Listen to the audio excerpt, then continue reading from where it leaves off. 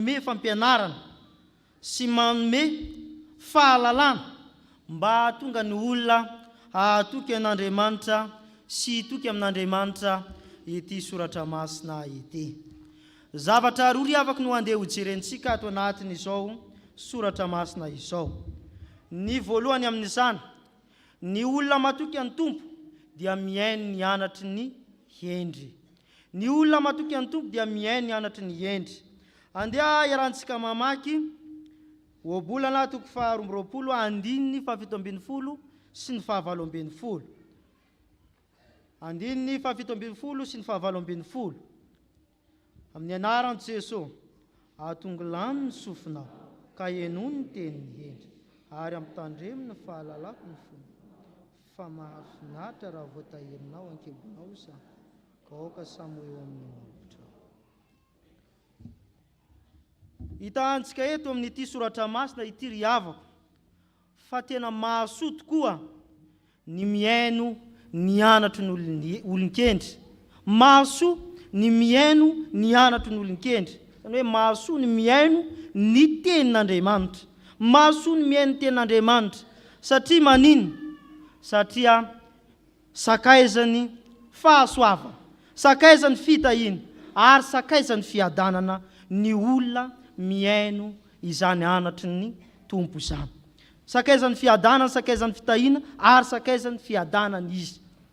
Izany hoe tena mitondra filaminana sy fandriam-pahalema eo amin'ny fiainan'ny olona ny fiainona ny anatry ny Tompo. Mitondra fandriam-pahalemana sy filaminana eo amin'ny fiainan'ny kristiana, eo amin'ny fiainan'ny mpino kristiana, ny fiainona ny anatry ny Tompo. Ary zany hitantsika miary eto tena aseho n'ity boky obolana ity fa mitondra filaminana ho antsika sy ny fandriam-pahalemana ho antsika ny fiainontsika izany tenin'Andriamanitra izany. Ato anatin'ny ity obolana ity dia maneho izy fa tsy mora ny mihaino anatry ny hafa, tsy mora ny mandray ny hafatry ny hafa, fa ilana fanetrentena. Ilana fanetrentena raisina amin'ny fiainana andavanandro zany. Raha isika anaron'olona dia somary mafimafy amintsika no handray an'izany. Tsy mora amintsika ny handray an'izany. Zavatsarotra zany ry havako.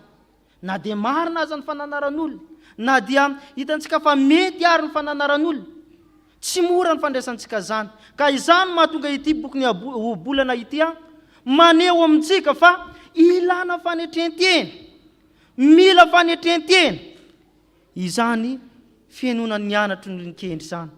Mila fanetrentena avy amintsika. Ary zany no aseho n'ity boky obolana ity fa tokony hanetry tena isika, zany hoe midina ho ambany handray izay fananarana izay, satria mahasoa sy mitondra fitahina, mitondra fanambinana ho antsika izay fananaran'ny olon-kendry izay. Misy dingana anankitelo ny ambarana eto. Dingana anankitelo andraisana izany fananaran'ny olon-kendry izany. Voalohany hitantsika eto fa asehony fa tokony hahay hiaino sy andre, zany hoe avy amin'ny alalan'ny sofina, satria mampiasa sofina izy eto, handray sy andre ny fananarany avy amin'ny alalan'ny olon-kendry. Ny olon-kendry dia olo mpitondra hafatra ny Tompo, mpitondra ny hafatr'Andriamanitra.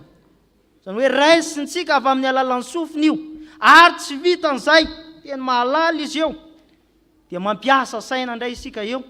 Ampiasaina io saina io, ampiasaina, zany hoe ampidiritsika ao anatin'ny saina, ary dinintsika lalina ny tenin'Andriamanitra. Sainsain'andro manala ny tenin'Andriamanitra izay ambaran'olona amintsika, ho fananarana antsika, hitondra antsika amin'ny fahatsarana. Ary tsy vitan'izay ihany dia miteny fo izy eo. Ny fo dia ilazana ny fankatoavana, ilazana ny fankatoavana. Ary aseho ny miariary eto fa mila fankatoavana izany hanatra omeny Tompo antsika. Satria manino? Mahavelona, mahavelo. Rehefa iainantsika io ten'Andriamanitra io dia mitondra fahavelomana ho antsika io, mitondra fahavelomana ho antsika, ary tsy zay ihany fa mitondra hafaliana eo amin'ny fiainantsika, ny fahaizantsika mandray ny afatry tenin'Andriamanitra, mitondra fahombiazana eo amin'ny fiainantsika, ny fahaizantsika mitondra sy miaino izany hafatry ny Tompo izany. Hitantsika any amin'ny filazantsarany Jona, filazantsarany Jona toko fa 12, filazantsarany Jona toko fa 9, andininy fa 5. Andeha ho vakintsika izany. Filazantsarany Jona toko fa 5, toko fa 9 andininy fa 5. Hoy Jesosy taminy: izaho ny mofonaina, izay manatinaty tsy mba honono, ary izay mino ahy tsy mba hangetaeta intsony. Maneho izany ry havako fa ilay Andriamanitra tompontsika, ilay tenin'Andriamanitra izay raisintsika dia midika fahavelomana, midika fiainana ho antsika. Hitantsika eto fa sakafo mahavela io tenin'Andriamanitra io, sakafo mahavela io. Rehefa hoanitsika io dia mamelona atsika, izany hoe velominy fiainantsika, velominy manodidina atsika, velominy manodidina atsika. Fa asehony miariary eto izay mino an Jesosy ihany no azo an'izany sakafo mahavela izany. Ka izay mifanohitra amin'izay, rehefa tsy mino an'Andriamanitra, rehefa tsy mino an Jesosy Kristy dia manino? Tsy mahazo an'izay sakafo mahavela izay, tsy mahazo an'izay sakafo mahavela izay, ary tsy mihinana izany mofinaina izany. Ry havako malala rehetra amin'ny Tompo, taonantsika ity soratra masina ity, ary manambara amintsika fa tena ilaina ny miaino ny anatry ny endry, satria mahasoa antsika, mitondra fitahiana ho antsika eo amin'ny fiainantsika, ary mitondra fanambinana eo amin'ny fiainantsika izany fiainontsika ny tenin'ny Tompo izany. Ny faharoa ry havako dia izao: ny olona matoky an'ny Tompo dia tsy mamely ny ory, tsy mamely ny ory. Izany dia hitantsika eo amin'ny 12 sy ny 13. Dia ho vakintsika izany amin'ny anaran'ny Tompo. Aza manososy ny malahelo, saingy malahelo izy, aza dia manifikifoka ny ory eo am-bavahady.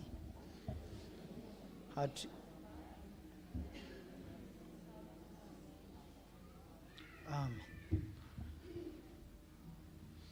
Ny teny hoe ory eto dia tsy izay jerena amin'ny endrika ory loatra, fa ireo izay tsy manana fahafahana hiaro tenany amin'ny fitsarana. Ireo izay tsy manana fahafahana hiaro tena amin'ny fitsarana. Ireo olona izay ampahantraina zany, ambakaina ny amin'ny fahalemena izay ananana. Hoe ambakaina na ara-tsainy na ara-batana ny amin'ny izay fahalemena eo ananana.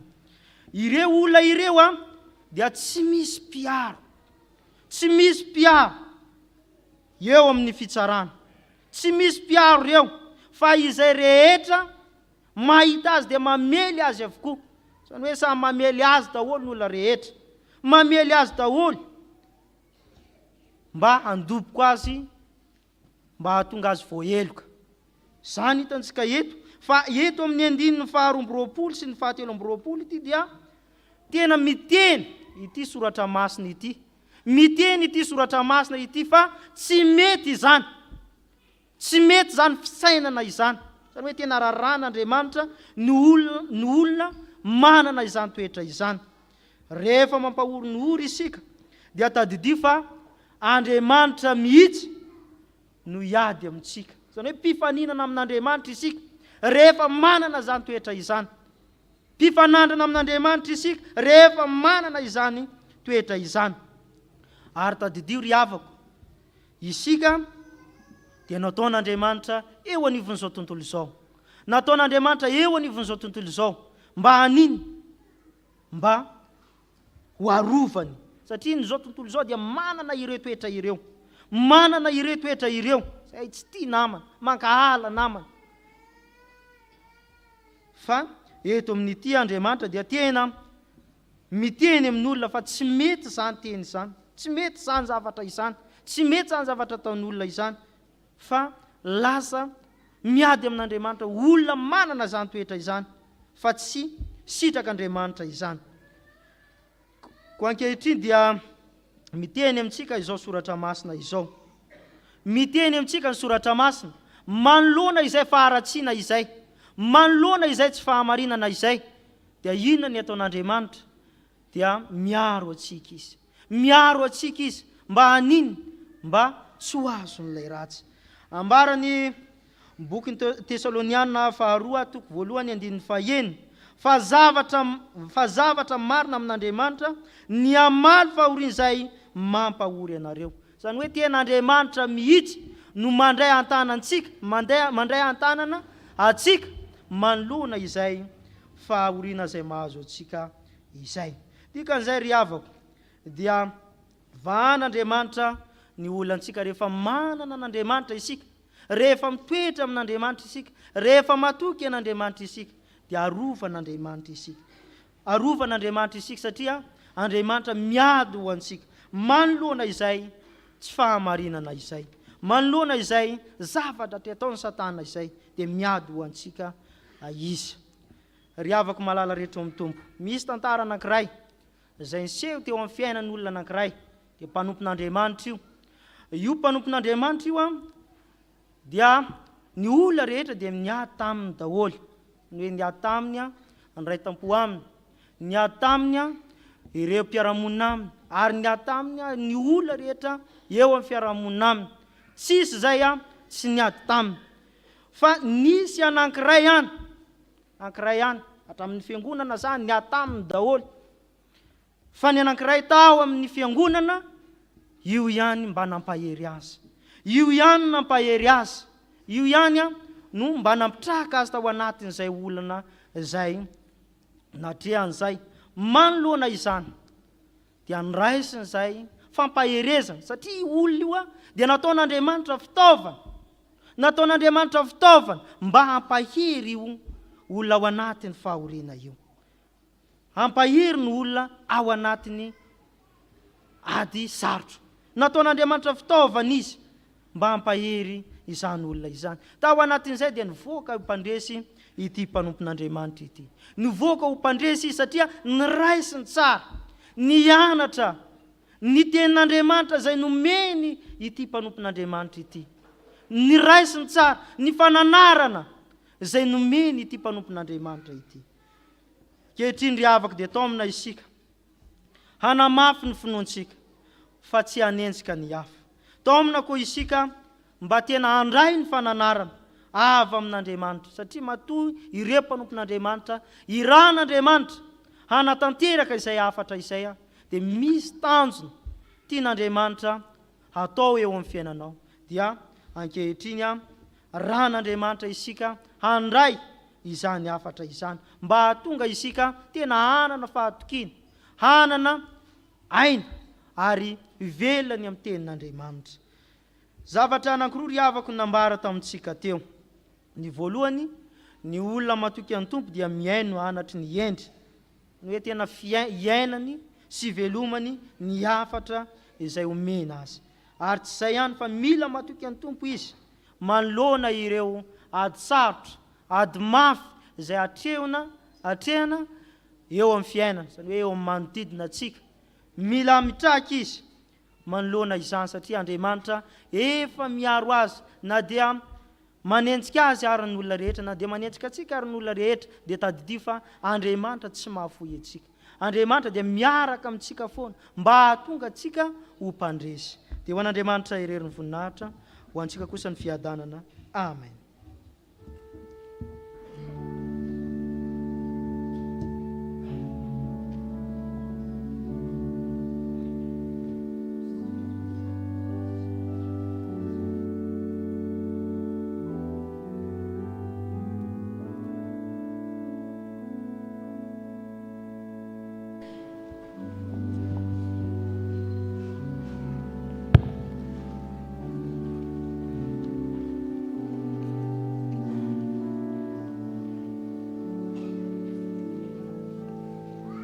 Avana malala manoloana an'izany hafatra avy amin'Andriamanitra izay nampitondrainy mpanompony te dia andeha hanondrika alohantsika isika hivavaka. Iry Andriamanitra rainay, ilay Andriamanitra tsy toa, misaotranao izay ny amin'ny teny izay nampitondranao ny mpanomponao, izay manambara ny hafatra entinay indray ampatsiahivina aminay tsirairay avy ary indrindra koa ampahafantarina ho an'izay mbola tsy mahalala. Ianao Andriamanitra dia maniraka olona hatrany ny anambara ny hafatra avy aminao, ka ny ao anatin'izany nanambaranao avy amin'ny alalan'ny teninao fa ny olona matoky anao Andriamanitra dia miaino ny anatry ny endry, satria ny anatra avy aminao mahasoa ny miaino ny teninao Andriamanitra, satria sakaizany fiadanana izany ary filaminana. Ary ao anatin'izany koa ny fandraisana ny anatra ao anatin'izany dia mila fanetren'ny tena, ny fiainona ny anatra avy amin'ny olon-kendry. Mamindafo aminay mamelany elokay fa tsy izay no nataonay. Lasa fahankalana rehefa misy mananatra samy teny, mananatra atezerana no avaly, lasa fahankalana. Nandray koa izahay mety tsy sa manambara, na dia efa misy tokony anatra tokony atao fa tsy sahanay satria matahotra ankalain'ny namana. Mamindafo aminay mamelany elokay, ary ny teninao Andriamanitra dia mbola mitondra fahavelomana, hafaliana, fahombiazana ho anay. Kanefa tsy izany no ataonay, fa entinay amin'izay tianay ihany, amin'izay mahafinaritra anay. Mieritreritra izay efa ny fisainanay dia mitondra hafaliana ho anay. Mieritreritra izay efa niezakay dia mahatonga fahombiazana ho anay. Kanefa raha tsy eo anao Andriamanitra dia zava-poana izany. Ary ny olona matoky anao Andriamanitra koa dia tsy mamely ny ory. Ao anatin'izany anao Andriamanitra manambara fa tsy tokony hanambaka ny olona ory izahay, fa ianao Andriamanitra dia miaro an'ireny. Ary tsy tokony koa ampahory, satria ianao Andriamanitra dia mamaly ratsy raha manao ratsy amin'ny olona izahay. Ianao Andriamanitra dia miady manoloana an'ireny tsy fahamarinana izay ataonay tsirairay amin'ny olona tsisy mpiara, ka raha rotinay indraindray mamindafo aminay mamelany elokay. Ny tianao Andriamanitra dia hivelona amin'ny tenin'Andriamanitra avy izay tsirairay avy. Indraindray mety mandalo ady mafy ka tsy samitraka, menatra ny traka, mety tsy mahatraka koriny ary. Mamindafo aminay fa ianao Andriamanitra dia tsy mba mandao anay, tsy mba mafoy anay, fa izahay indraindray ny manadino ny fisianao Andriamanitra izay miaro anay isanandro. Mamelany elokay, mamindafo aminay. Mivavaka izay ho amin'ny firenenay. Ianao izay Andriamanitra efa nampijoro ny fisian'ny Madagasikara, ianao no angatanay toetra ary anome fahendrena ny olona rehetra tsy ankanavaka amin'ity firenenay ity. Vavaka izay ho an'ny fiangonana izay misy aminay ity. Ianao Andriamanitra izay efa nanorona, nampisy, ary ianao izay efa nanangana izao fisian'izao fiangonana izao. Ny sampana rehetra, ny dekona rehetra, mpievitra rehetra, ny fikambanana rehetra izay misy, ary indrindra koa ny sampana sekoly lahadiny amin'ny tian'io ity. Ianao Andriamanitra nangatany toetra hatrany, ary ampitoetra amin'ny fananao masina hiasa ampiroborobo ny sampana tsirairay avy ary anome hery ho an'ny olona tsirairay avy ao anatiny, ary an'olon-tsaina mba hampandroso ny fiangonana misy anay. Misy ireo izay olona manana olana maro izay tsy voatanisa aminay tsirairay avy any anatin'ny tokantrano, mety manana zanaka maditra, mikorontana ny tokantrano amin'ny vady. Ianao Andriamanitra nangatany anome filaminana, satria ny teninao Andriamanitra dia mitondra fiadanana sy filaminana ho anay. Anafaka koa ianao anatin'ny fahoriana izay mety mahazo ny namanay sasany. Misy ireo nidona ampahoriana, ianao Andriamanitra no angatanay toetra ary ameno mibanga ao anatin'izy ireny. Misy ireo izay mianatra maro samihafa, na ny anala fanadinana aty amin'ny kilasy ambany, na mianatra zavatra maro any amin'ny kilasy ambony any amin'ny université maro samihafa, dia ianao Andriamanitra no angatanay anome tolo-tsaina, satria raha tsy eo ianao Andriamanitra dia miasa foana izahay. Misy ireo izay mitady asa tsy mahita asa, ianao ny anolotra asa ho azy ireny. Misy ireo izay tsy salama, ianao no angatana hanome fahasalamana ho an'izy ireny na tonga aty am-piangonana na any an-trano. Misy ireo izay manaraka amin'ny tambajotra tserasera amin'izao fanompom-pivavahana zao.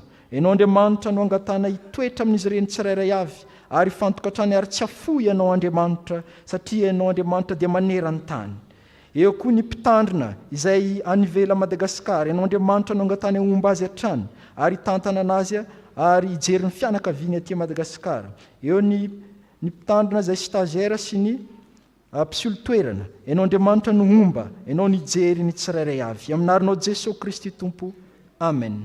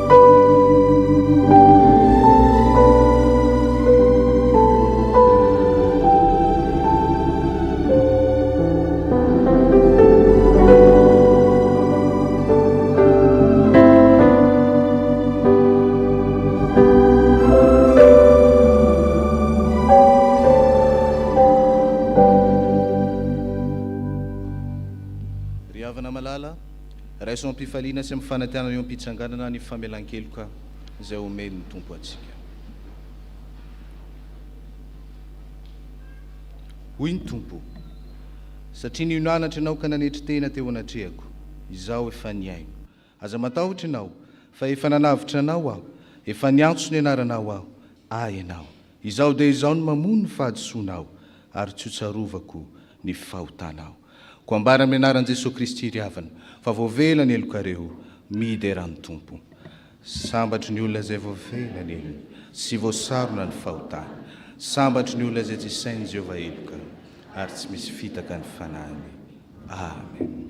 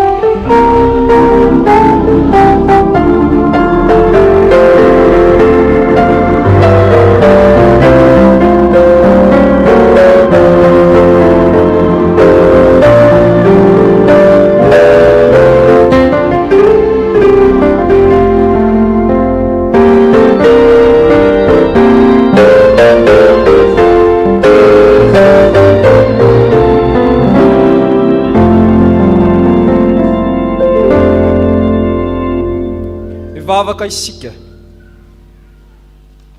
Ry Andriamanitra rainay io, mbola mamerina amin'ny fisaorana anao hatrany izay ny amin'ny fotoana mbola fahanay mivavaka mangataka aminao hatrany. Apetraka ampelantananao ny fitondranam-bavaka, ny mpanala fanadinana izay ho hariva. Ianao Andriamanitra anolo-tsaina azy ireny mba ho tonga hiaraka aminay eto, anatona ny fanampam-pivavahana miaraka aminay, miaraka eo koa ny fampisehoana izay iarahana amin'ny VFL.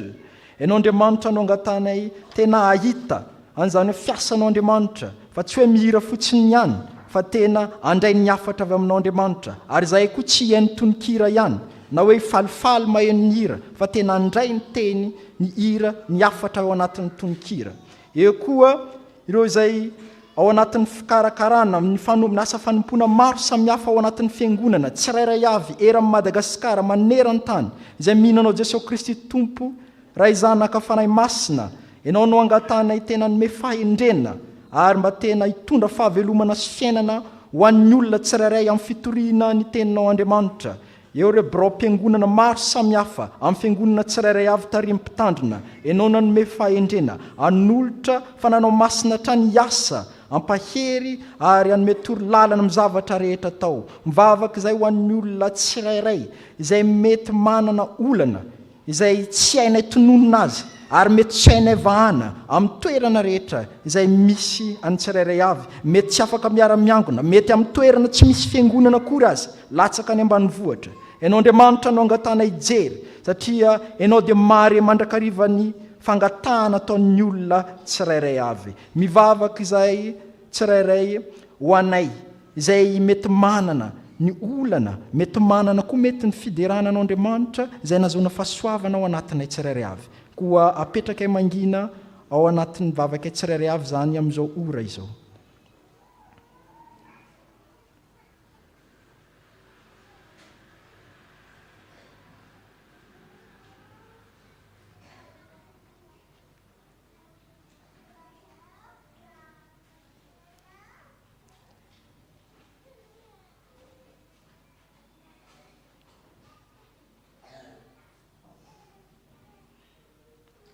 Ary aoka ny teninao Kristy toetra betsaka ao anatinay.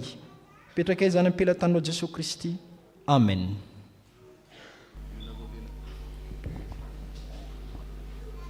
Ny olona voavela heloka ary havana dia samy manaiky sy manambara ny fanekempinoana kristianina, ka ny fanekempinoana nikeana na ny fanekempinoana larana faharoa no ndeha ho tanterahantsika manao hoe: isika mino an'Andriamanitra iray, raitsoto, mpanao ny lanitra sy ny tany, ary ny zavatra rehetra na ny hita na ny tsy hita, ary an' Jesosy Kristy Tompo iray, zanaka lahy tokan'Andriamanitra, nateraky ny rainy talohan'izao rehetra zao, ny mazava avy amin'ny mazava, Andriamanitra tokoa avy amin'Andriamanitra, nateraka fa tsy natao, miray amin'ny zavatra rehetra, izo nahariana izao tontolo zao, noho ny amintsika olombelona sady famonjenantsika, dia nidina avy tany an-danitra izy, ary nataony fanahy masina nofo avy tamin'ny marivetsy, dia tonga olona izy. Nombona teo amin'ny azo fijaliana ho fanavotana antsika, tamin'ny nanapahany Ponty Pilato izy, maty izy ka naleva, nitsangana tamin'ny maty tamin'ny andro fahatelo, arak'izay voasoratra izy, niakatra ho any an-danitra izy, ary mipetraka eo an-tanana ankavanany ray, avy any haviny indray amin'ny voninahitra, ny tsara mivelona sy ny maty, ary mandrak'izay ny fanjakana. Isika mino ny fanahy masina, Tompo sady mpanome aina, izay avy amin'ny ray sy ny zanaka, ka hitsaona sy ankalazaina miaraka amin'ny ray sy ny zanaka. Izy dia niteny tamin'ny vavany mpaminany, isika mino ny fiangonana iray, masina, miorina amin'ny fanambarana ny apôstôly, ary manerana izao tontolo izao. Isika manaiky ny batisa iray famelan-keloka, sady manantena ny fitsanganan'ny maty, ary ny fiainana mandrakizay. Amen. Aoka hipetraka ny fiangonana.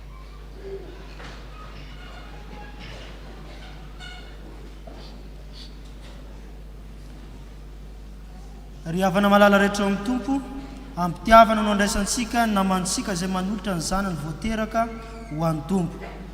Koa andeha ataontsika ny hira fahavalo amby valopolo sy fitonjato andininy fahatelo. Ao anatin'izany izy ireo no miakatra etỳ anoloana.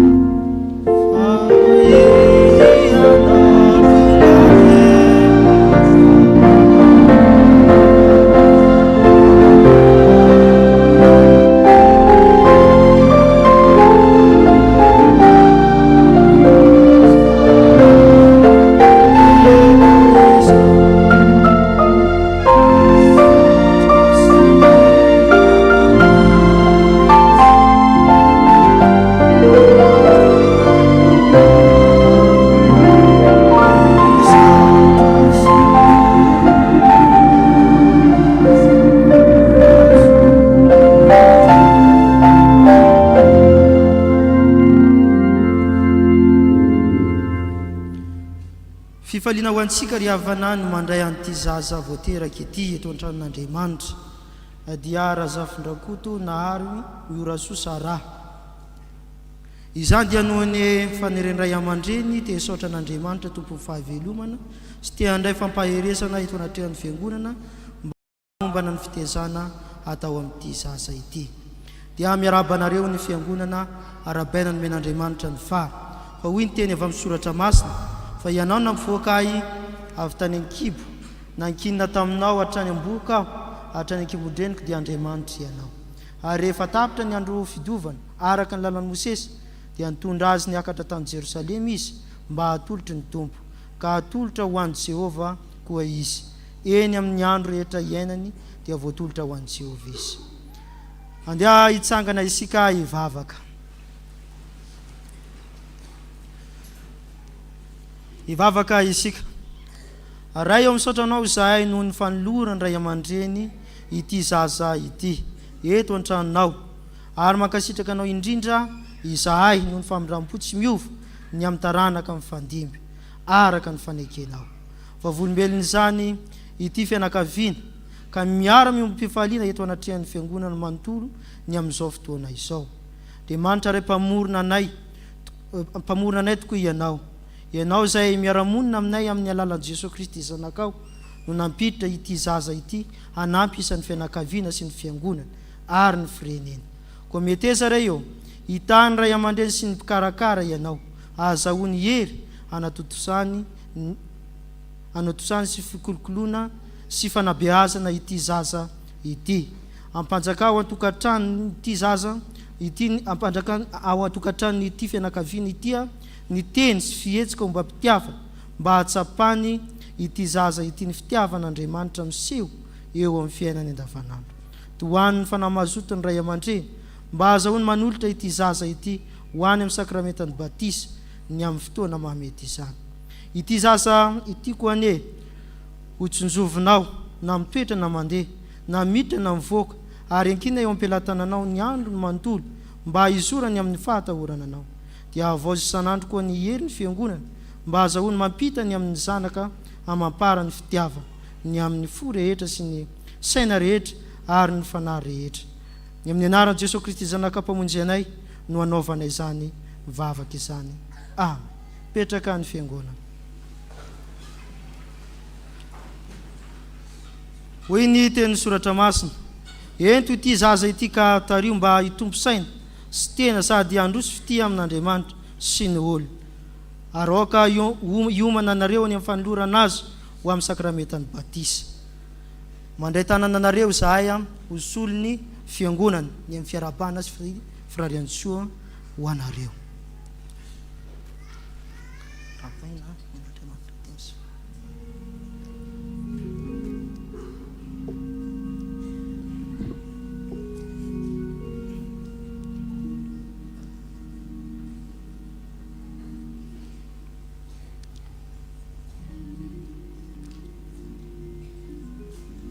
Azaho toerana.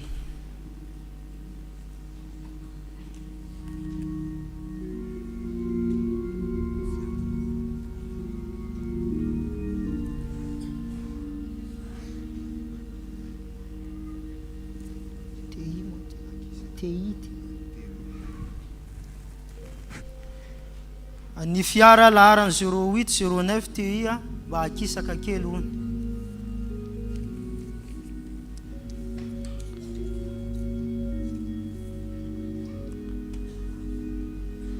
Andeha ataontsika ny hira fahavalo amby efapolo sy roanjato ao anatin'izay no miakatra ty anoloana ireo mpanompon'Andriamanitra izay hanolotra ny zanany amin'ny sakramentany batisa. Ny andininy voalohany sy ny faharoa no ataontsika ao anatin'izany.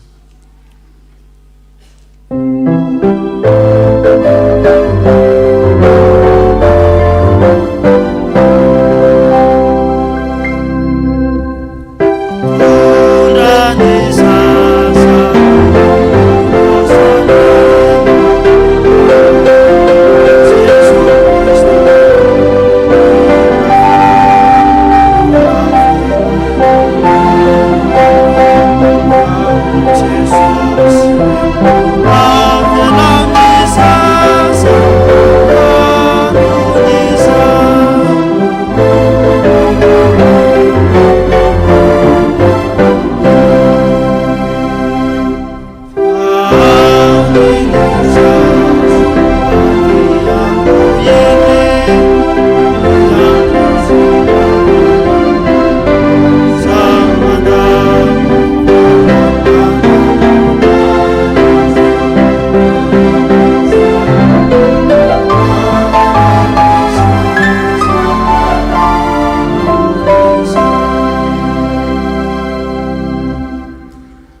ry havana malala mpifaliana no andraisantsika ireto namantsika ireto zay manavao ny fanolorany tenany sy manolotra ny zanany ho an'Andriamanitra ny amin'ny alalan'izao sakramentany batisa izao. Inoary ny tenin'ny soratra masina anorena ny fiangonana ny fanatanterahana ity sakramenta ity. Efa anomenay ny fahefana rehetra ny an-danitra sy ety an-tany. Ko mandehana ianareo dia ataovy mpianatra ny firenena rehetra, manao batisa azy ho amin'ny anaran'ny Ray sy ny Zanaka ary ny fanahy masina, sady mampianatra azy hitandrina azy rehetra nandidiko anareo. Ary indro za momba anareo mandrakariva ambara-pahatonga ny fahataperan'izao tontolo izao. Ary ahoriko ny fanekeko ho amiko sy ho aminao mba mitaranaka mandiby anao hatramin'ny taranaka faramandimy. Ho fanekena mandrakizay mba ho Andriamanitra ao sy ny taranaka mandiby anao aho. Ary tao aminy koa no namoronana nareo tamin'ny famorana tsy nataony tana, tamin'ny fanesorany tenany Noho, dia amin'ny famorany Kristy. Fa niara-nalevina tamin'ny anareo tamin'ny batisa, izay niarahana re natsangana taminy koa noho ny finoana ny asan'Andriamanitra, izay nanangana azy tamin'ny maty. Fa ianareo rehetra dia zanak'Andriamanitra ny amin'ny finoana ny Kristy Jesoa.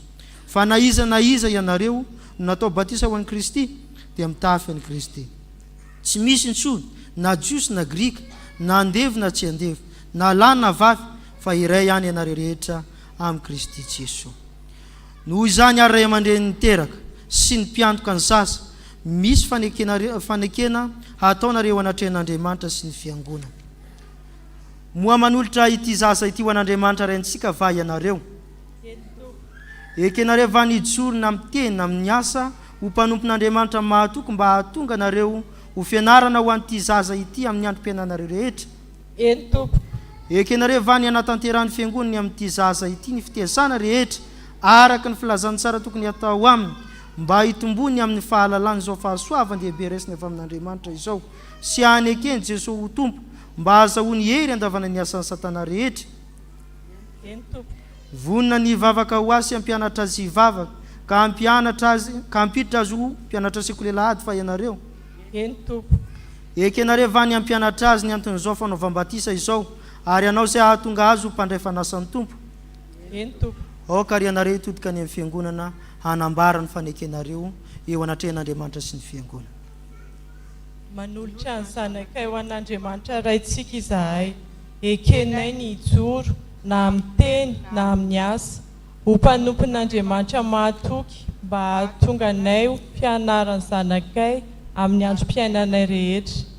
Ekenay ny anatanterahany fiangonana amin'ny zanakay, ny fitazaina rehetra araka ny filazantsara tokony atao aminy hitombo amin'ny fahalalana izao fahasoavan-dehibe raisiny Andriamanitra izao, sy ny ekenina Jesosy Tompo mba azahoany hery andavan'ny asan'ny Satana rehetra.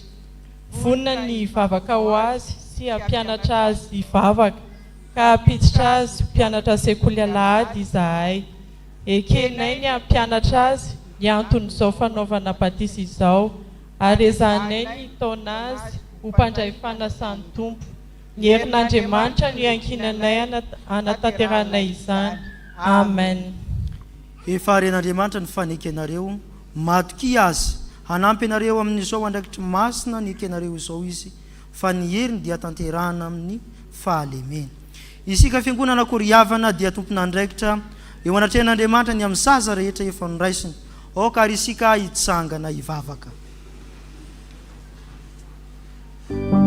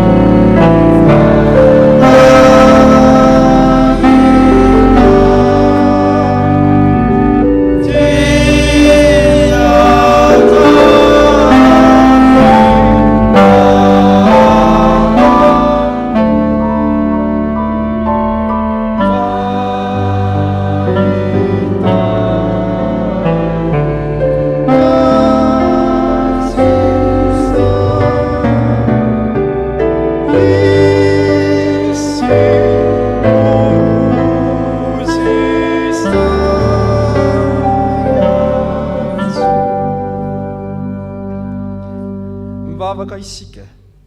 N'Andriamanitra ray tsy toa, tia dia tianay tokoa ianao, ary ny fitiavanao dia mialoha mandraka hariva ny fitiavana ianao.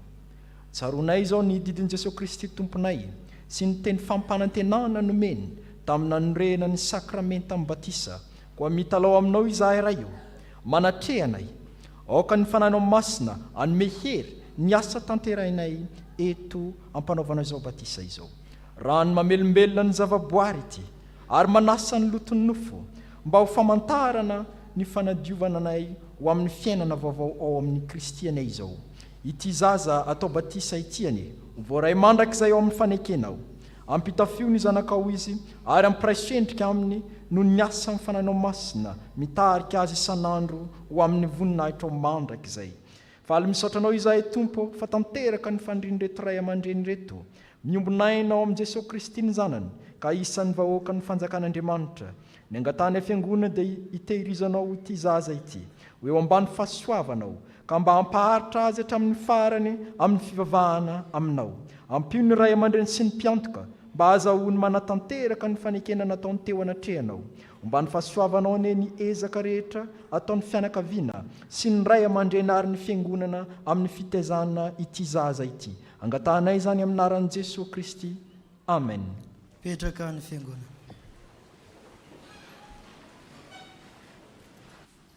Tsianina 𝗔𝗟𝗔𝗛𝗛 Nely. Izaho manao batisanao amin'ny anaran'ny Ray sy ny Zanaka ary Fanahy Masina ho aminao any ny Tompo. Amen.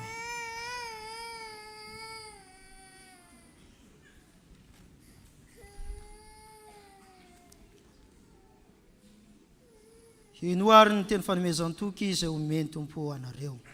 Anaka aza matahatra hoy ny Tompo, fa efa nanavitra anao aho, efa niantso ny anaranao aho. Ianao. Koa mandeha anany amin'ny fifalian'ny Tomponareo ary tezaho ity zaza ity ho an'Andriamanitra raintsika. Ho fanatanterahnsika ny hiram-pahasoavana andeha ataontsika ny hira faraka amin'ny 370 ao anatin'izany izy ireo no hamonjy toerana.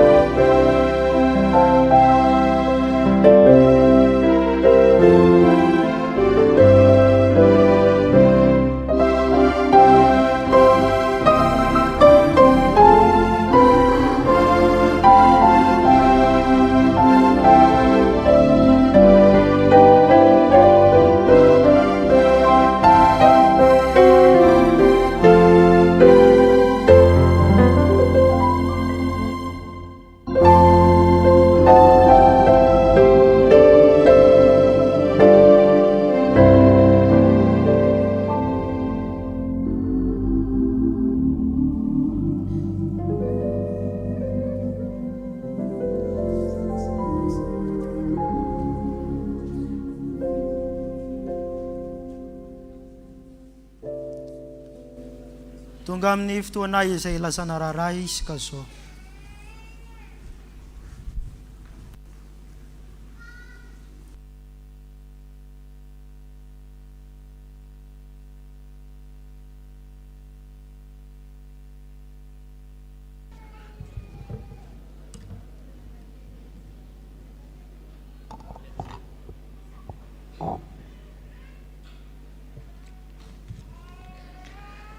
Teo ampitomboina aminareo rehetra ny riavana ny fahasoavana sy ny fiadanana avy amin'Andriamanitra raintsika sy Jesosy Kristy Tompo.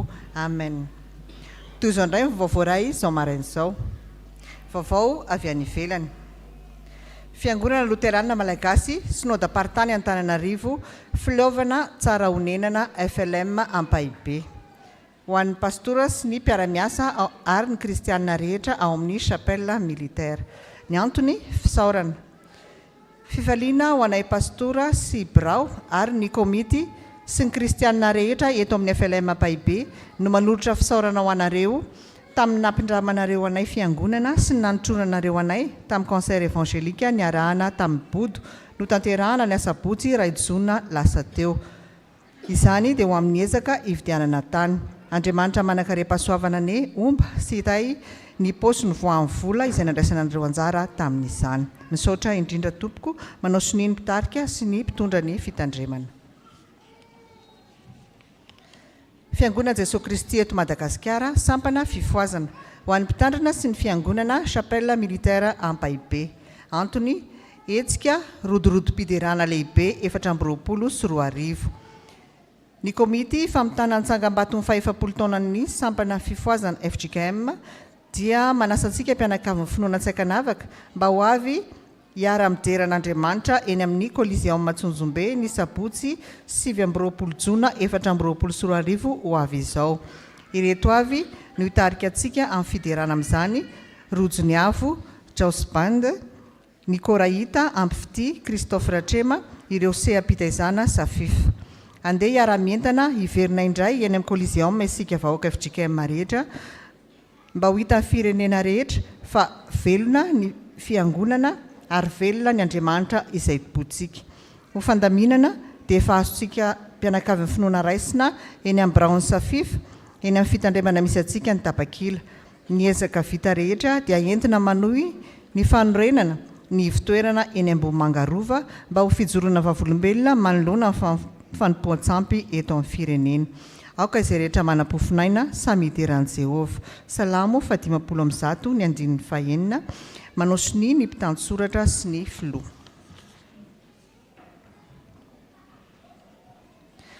Fiangonana Jesosy Kristy eto Madagasikara, fitezam-panay folo alin-dahy malagasy, chapelle militaire Manjakandriana, sampana protestante.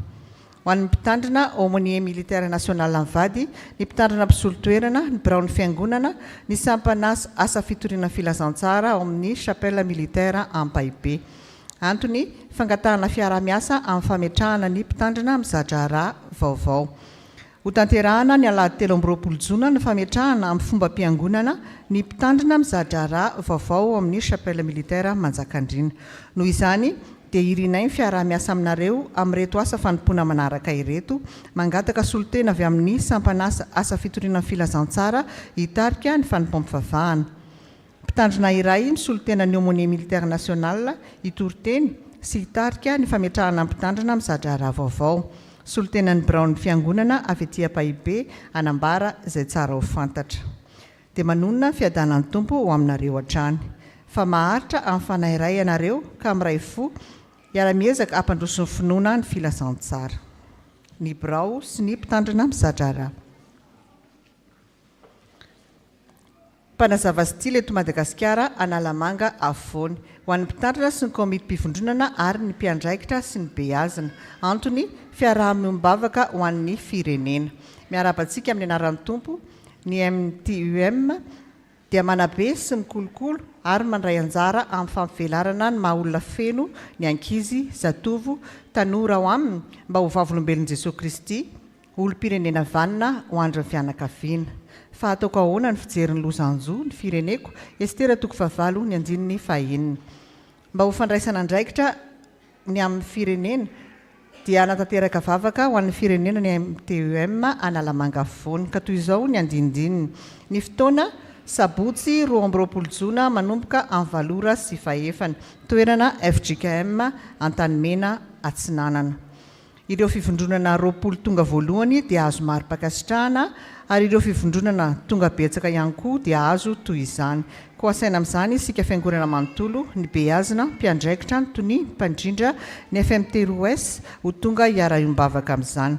Koa dia manantena fiarahamientantsika riavana ary misaotra sahady amin'ny fiarah-miasa.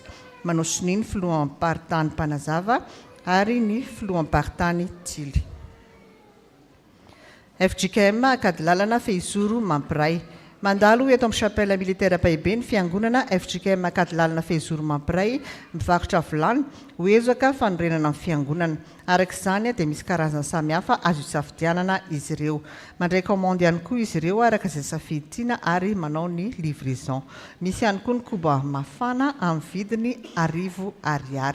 Dia mankasitraka antsika mpianakavy finoana amin'ny fanohanana ny asan'Andriamanitra. Avy amin'ny tandrina sy ny birao ny fiangonana. Ny alahady 7 Jolay ho avy izao no alahady natokantsika hitondranam-bavaka ny mpitandrina Révérend Dr 𝗧𝗥𝗜𝗡𝗜𝗏 mianakavy. Koa manentana antsika mpianakavy ny finoana sahady ny amin'ny fanohanana azy ireo. Isy ny valopy izay ho zaraina amintsika manomboka amin'ny herin'ny anio ary averintsika amin'io alahady hitondranam-bavaka azy ireo io. Vaovao avy amin'ny sampana. Sampana Dorcas. Ifanotrona amin'ny sampana VFL isika anio hariva manomboka amin'ny 2 sasany tolakandro ka ny tenue dia t-shirt fotsy sy salovana.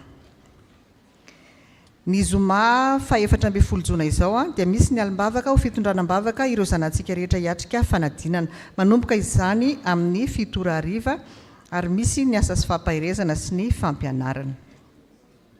Ny sabotsy 20 Jona dia ankalazan'ny fetiny reny ny sampana Dorcas ka ireo reny atao am-piangonana mihoatra amin'ny 70 taona dia misoratra anarana any amin'ny sampana Dorcas alohan'ny 19 Jona ho avy izao. Mitondra cadeau mahakasika ny beauté izay mitentina ₦1000.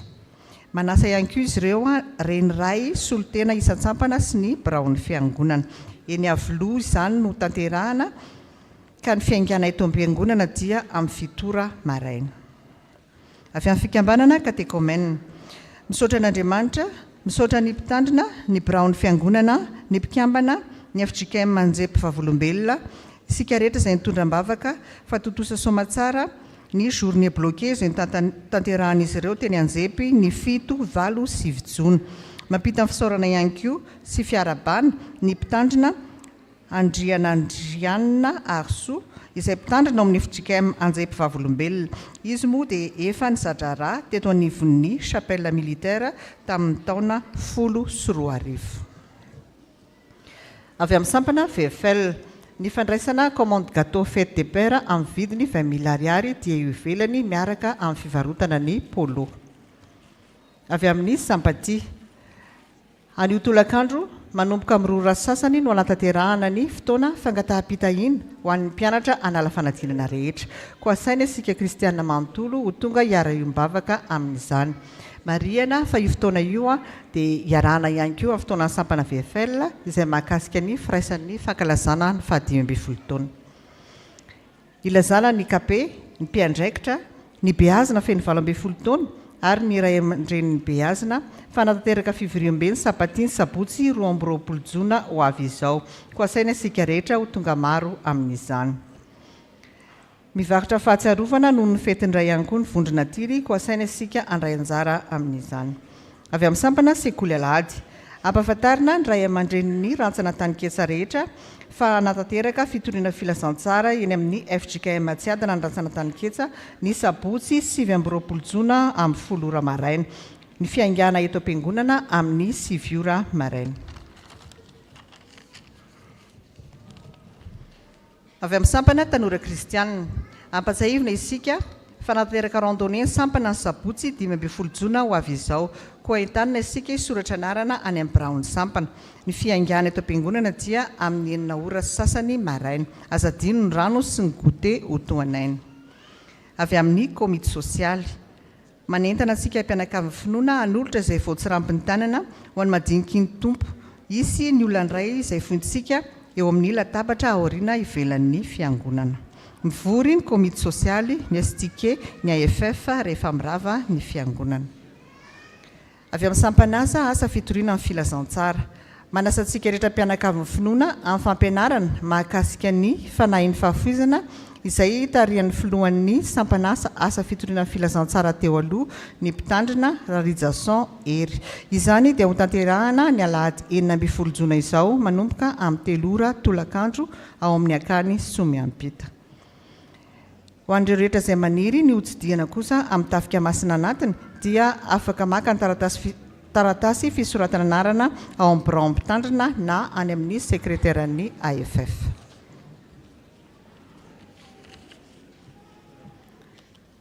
Rakim-pisaorana atolotra ho an'ny fiangonana noho ny fahasoavana.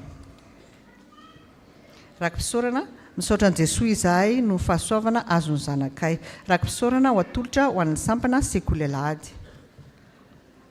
Rakim-pisaorana noho ny valim-bavaka salamo 7:1 ny andininy voalohany. Miderany Jehova fa tsara izy eny mandrakizay ny famindrapony.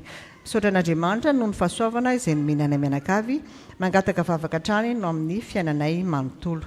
Rakim-pisaorana tononina ho an'ny mpitandrina Rakozafy Mikaela, ho an'ny mpitandrina mpisolo-toerana, ho an'ny mpitandrina mpizadra-ra, sampana Dorkasy, sampana fifoazana ary ny fikambanana katekomena. Taratasy filazana manjo. Sitrak'Andriamanitra ny antson'ny mpanompony Ranaivosoa Yvon Renaud. Ody any aminy ny sabotsy 8 Jona rehefa nivahiny roa amin'ny 70 taona teto an-tany. Hoy ny vadiny Rasolofiny aina André Elnoro, ny zanany Ranaivosoa sitraka amin'ny vady, ny zafiny ndray tapo aminy, ndray tapo amin'ny vadiny, ny havany, ny fianakaviana manontolo, ny fiangonana chapelle militaire Ampaibe, ny fiangonana 𝗧𝗥𝗜𝗡𝗜𝗧𝗘, ny mpiara-miasa taminy tao amin'ny bureau de garnison Ampaibe.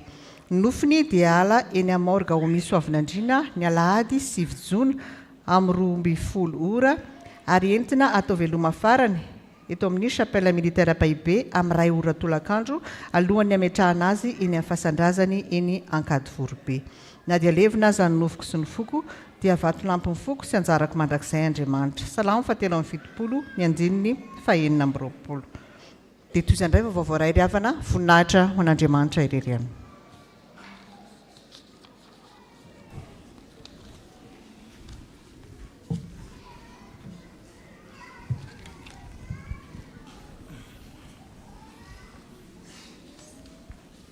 Saotra an'Andriamanitra isika noho ny fahavitany fanamasina mpanabadiny Valosoandrazana, Vala Fabrisy Arandrianaivosoa ny rintsambatra izay nitanterana tamin'ny omaly. Angatany izy ireo hitsangana.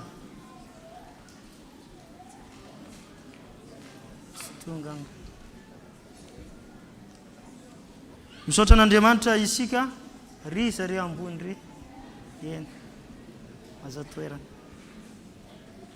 Aza toerana. Misaotra an'Andriamanitra isika ny amin'ny fahatanterahany jour bloqué ny ireto katekomena ireto misy 8 saretany izay nitariny pasteur Tahina sy pasteur Mahery. Angatahana izy ireo hitsangana izay tonga eo fa misy tsy tonga eo lasany amin'ny zanak'ampelezana. Sarereny. Mazoto toerana.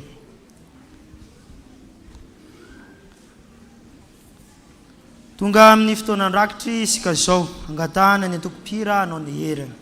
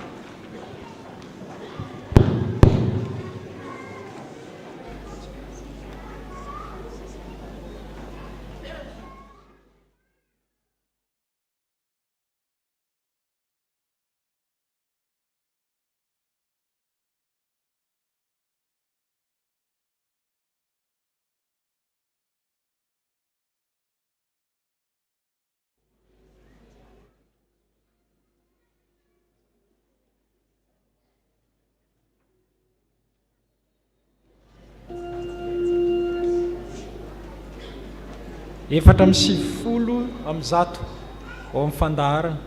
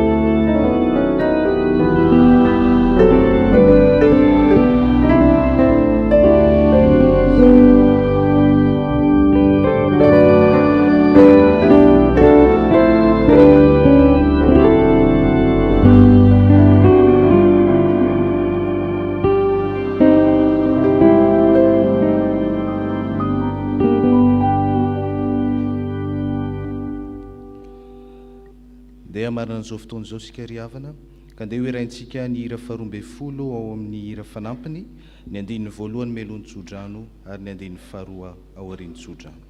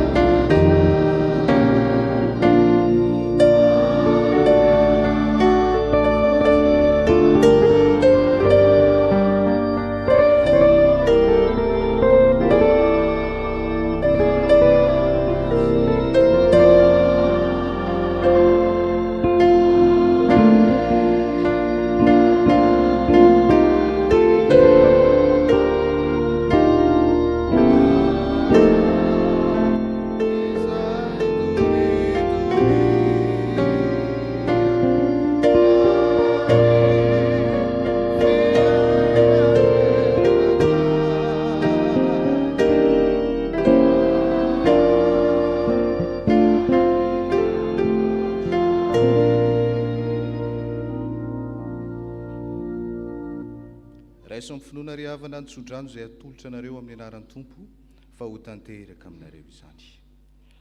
Jehova iaranao amin'ny ratsy rehetra, eny iaro ny fanahinao izy. Jehova iaranao na mivoaka na miditra hatramin'izao ka ho mandrakizay. Amen. Ny andininy faharoa.